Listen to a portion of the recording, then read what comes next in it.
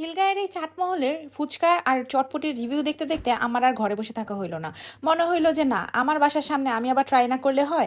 আমরাও চলে গেলাম সেদিন বিকালবেলা এই ফুচকা আর চটপটি ট্রাই করতে। খিলগাঁয়ের মধ্যে এত তোলপাড়, তো চিন্তা করলাম এটার একটা অরিজিনাল রিভিউ দেওয়া যাক। তো আপনাদের জন্য একটু মেনু কার্ডটাও দেখাই দিলাম। সেখানে যেও অবশ্যই আপনার সময় নিয়ে যেতে হবে।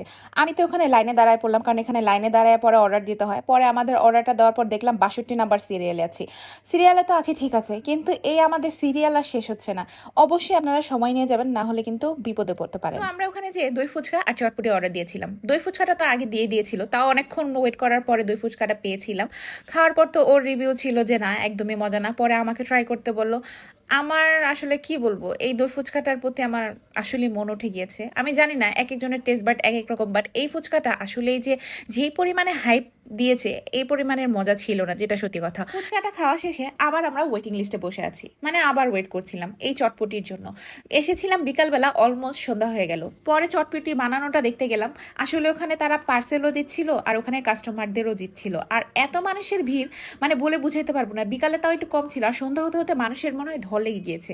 অবশেষে আমাদের এই জ্যাম ট্যাম ঠেলে আমরা চটপটিটা পেলাম। আমি আগে একটা কথা ক্লিয়ার করে নিই, সবার টেস্ট বাট একরকম না, কিন্তু যেইভাবে এটা ভাইরাল হয়েছে বা যেইভাবে মানুষ এটা নিয়ে তোলপাড় লাগাচ্ছে, ওই তুলনায় এটা আহামরি কিছু ছিল বলে আমার মনে হচ্ছে না। এখন আপনারাই জানেন যেটা কি হবে। আর ভিতরে ডাবলি তেমন ছিল না, ফুচকাটা ছিল মেনলি, হচ্ছে ডিমটাই মেন ছিল মেবি। তো ও খাওয়ার পর বলতেছে দাঁড়াও, রিভিউটা আমিই দিব, আমি ছাড়া এই রিভিউটা কেউ দিতে পারবে না। তো আমাকে চুপ করিয়ে ও বললো কেমন, রিভিউটা বলো। বাজে এর থেকে রহমত মামার যে চটপটি আছে 30 টাকা 40 টাকা প্লেট, আমি চ্যালেঞ্জ করবো 100 গুণ। হ্যাঁ, এইটা জীবনও পাস করতে পারবো না। এর থেকে বাজে চটপটি। রহমত মামা চটপটি এর থেকে আরো দ্বিগুণ ভালো, এটাই বলতে যাচ্ছে। যারা চটপটি খায় না জীবনেও, তারা এখানে এসে চটপটি খাবে। তারা বুঝতে মনে করে উল্টাপাল্টা রিভিউ দিবে, আর এরকম দোকান রানিং হয়ে যাবে। খুবই বাজে, খুবই ভালো। দুইটাই একটা না। দই ফুচকা ভালো লাগে নাই, এটাও ভালো লাগে নাই।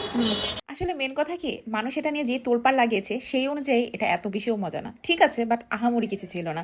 আর এত মানুষের ভিড় ছিল যে বিকালে এসে সন্ধ্যা হয়ে গেছে অলমোস্ট। তো ছুটির দিনগুলো একটু অ্যাভয়েড করবেন, বাকি দিনগুলোর কথা জানি না।